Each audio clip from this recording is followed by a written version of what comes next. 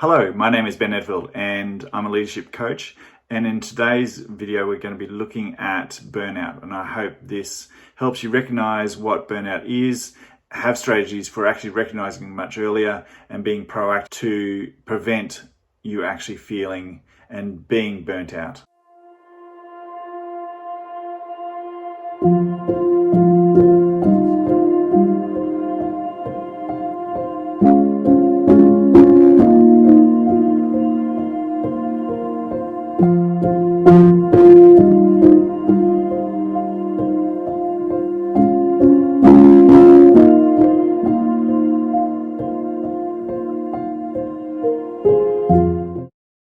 You know what I really hate? When someone points out I'm stressed and I'm burnt out. Well, duh. Of course I know I'm stressed. Of course I know I'm burnt out. But I just don't have any choices. I'm stuck. I'm bloody stuck in this position. I can't make the numbers add up. I can't make my time add up. Nothing is making sense anymore. All I can see is confusion, heartache. I'm getting so tired I can't see out of my own way. And yet there's so much to do. There's so many things I need to try and fix. I feel like I'm about to implode. The chances are you didn't actually find this video. You're too stuck. You're too tired, too exhausted, too overwhelmed. Everything's just too much. And so someone's given you this video in the hope that you'll look at your problem in a different way, finding a solution. So instead of going over how bad burnout is, how stressed you are, let's actually look at some things that you can try that actually might get you to move forward in this situation. Because, let's face it, you know exactly how overwhelmed you are. You mightn't want to admit it. You're stressed, you're losing motivation, but you do know where you're at, if you're honest with yourself. So there's always three choices, and those choices are always there for us. We can just stay and keep doing what we're doing, but that truly isn't working for you, is it? So, is that really a choice? I mean, the choice we make in that is of the habit that we at least know what we're dealing with, and we've put a lot of blood and sweat and tears into the decision we've already made, and are we burning all that out if we just now abandon that position? And we're going to talk about that a little bit more in a moment, because a lot of that is actually to do with the fact that you're scared to change. And that's totally understandable. It's not an unusual thing to be where, even though the thing we're in is absolutely abhorrent and we hate it, but we just don't have the courage to change in any way, shape or form. We're paying the price, so we'll just keep paying that price. So there's always good old quit and leave. And you haven't done that yet, so you're probably not going to do it. If you were going to do that, you would have done it much early on.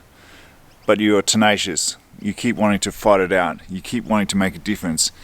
You got into whatever the situation is for a reason, and if you let go now and walk away from it, then that whole reason has changed. So then we're left with the third choice, which is have a look at the big picture, change what we can, and accept the rest. Sometimes when we're so overwhelmed, we're feeling so burnt out, we can't see that big picture, and that's the whole problem. And so these are the tools we're going to look at quickly to actually give you a break that you need to be able to look at the big picture and hopefully get the enterprise that you're seeking to do back on track, getting you the outcome you're looking to do in the first place. And as you can see, this is the third change of shirt for me.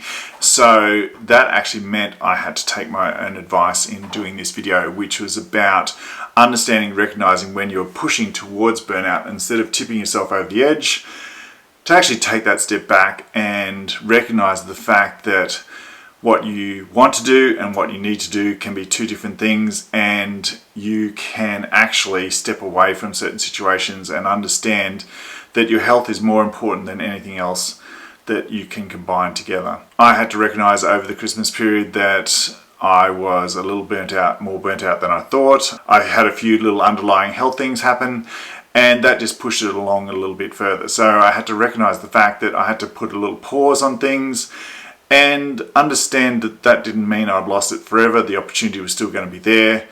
It was just that I want to freshen myself up, make sure I came back, understood my own health before I tried to finish this project. And it meant I could still do other things. I was still finishing some other work, and then made sure I actually took that time out. Part of it was just in total rest, and part of it was actually having a sort of mini getaway and actually then doing some activities that I love as well. So it's always a little bit of a combination of doing those different things that help you avoid or understand or move through burnout, rather than just slamming yourself into the wall and then sliding down and feeling absolutely debilitated. So the usual saying of understand your health before your health takes over what you're going to do. And this is by very nature sometimes the problem with burnout, where we feel we have to be a hero, we have to soldier on, we have to tough it out and turn up the next day. And there are certainly periods in our lives and certainly situations in our lives where that is very much the case, where you just have to find a way of turning up. But a lot of the time, they're not as many as we think. There are not as many times where we can't have a mini break or a little getaway to give ourselves a moment to recharge. Sometimes it's a moment of solitude. Sometimes it's actually making sure we re-engage with friends and family, because often burnout is the thing that actually makes us disengaged. And because it's a creeping thing in a lot of ways, we don't realize how much we've slowly disengaged, how much we've slowly got disinterested with things that often used to bring us joy and love. Particularly if you're in small business or in service industries where you're actually trying to help other people, it can be very much the time of where you feel that empathy trap of, well, does it mean I don't care if I can't engage? And it's actually more telling you of the fact that you've actually been over-engaging, over-caring, and you actually haven't had that word, which is really important in anyone who has caring or that sense of rescuing in their personality, is to say no. Because the ability to say no actually gives you the ability to self-care, and when you're self-cared, then you're going to put your own health first, and that actually means you can help other people more and better in the long run. So here's a message for all those ones that have dived into the resilience well and feel that burnout doesn't occur to them because they can just keep going and keep making sure that everything succeeds. The trouble with resilience, while it's a wonderful skill, sometimes it's the skill that actually bites you on the bum the most when it comes to being burnt out, because you keep going until there is absolutely nothing left, you're completely spent, and then you hit the wall, and it is a long time in recovery. Instead of actually hitting that wall and using all your resilience skills, which is a really important and wonderful skill to have in life, resilience, resetting are sometimes the biggest skills that we can always use in our lives. In this situation, it's actually not our best friend. So the skill of resilience, sometimes we've got to look at, if we keep saying to ourselves, but I'm the only one that can do it, but I'm the only one that cares, is why we justify it to ourselves, why we don't actually take a step back, why we don't actually take that understanding of, look, I know I'm burnt out and I do need to do something about this. We keep going to the but I'm the only one who cares, but I'm the only one who understands, but I'm the only one who can get this done. So if the answer is always coming back that I'm the only one who cares, I'm the only one that can understand, and I'm the only one that can do this, then we need to look at, are you only letting these things happen because you want it to happen on your terms? In other words, I'm the only one who cares. Is that because no one else can care enough, or no one else can care the way you do? Often we don't let ourselves or don't let others into the world that we want to occupy. It has given us our sense of self, and now it actually becomes our big anchor that is weighing us down. Look at those things that are around us. Why am I answering it that I'm the only one who can? Is because I haven't put steps in place that allows other people to step in? Is because I'm not allowing other things to be advanced or changed because I want to anchor myself in time or in a place? These are very important questions that need to be answered so I can actually step away and not hit the wall and not be completely burnt out. I can take that break that I need, come back refreshed, and hopefully actually make a better job of it, rather than dragging myself through and eventually not being able to do any more. So wouldn't it be better, if I care so much about something, to actually come back afresh rather than dragging yourself out until you're finally burnt out and you can give no longer to an organization or a situation or family or friends? The longer term answer is, I'm wholeheartedly actively involved in something, rather than I'm just burning myself here for the sake of the history I have with this situation, not because I still actually care. It seems really contradictory, and it's a really hard thing to get used to, especially as a coach, that the ability to say no actually makes you a healthier and a more supportive person, rather than a person that's going to rescue and constantly propping situations up. You're allowing something to rebuild and to make their foundations better, rather than you having to support and you're being slowly drained and dragged down into the situation that you're actually trying to avoid. So that is always, once again, one of the biggest things, setting boundaries. You can often not get through burnout without actually understanding that the boundaries you set for your own health and well-being will be the thing that keep you in long-term health. It's also often a good moment to really look at how you think and how you get satisfaction out of life. Are you burning yourself for other people? Are you trying to make sure you're a better future? Or are you just stuck in a grind that you haven't realized what's happening, and now you're completely in a treadmill that you just can't seem to jump off? Looking at the situation around you, what is better for my future? What is going to be good? Because sometimes we stay in a decision because you know the decision itself isn't wrong. It's how do you actually action to get out of that. And sometimes for the short-term mess of getting out of a situation, we stay in a decision or stay in a situation for months, even years, without changing anything, because we know the consequences of our decision may be messy and we're letting down people, or perceived to be letting down people.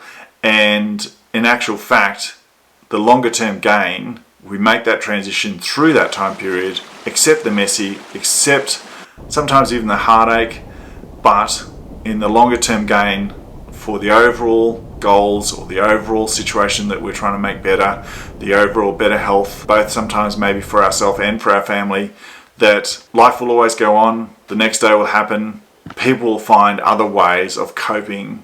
You are so often not the integral part of a situation that you think you need to be. And if you are, have a look at how that setup has come about.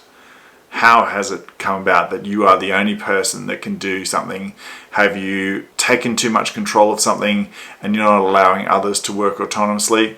Have you not given over control that sometimes you should allow that big step back? And this is sometimes where burnout can actually creep into us the most, where we haven't allowed ourselves to take a step back and others to do and create their own opportunities, rather than us controlling every moment of every day.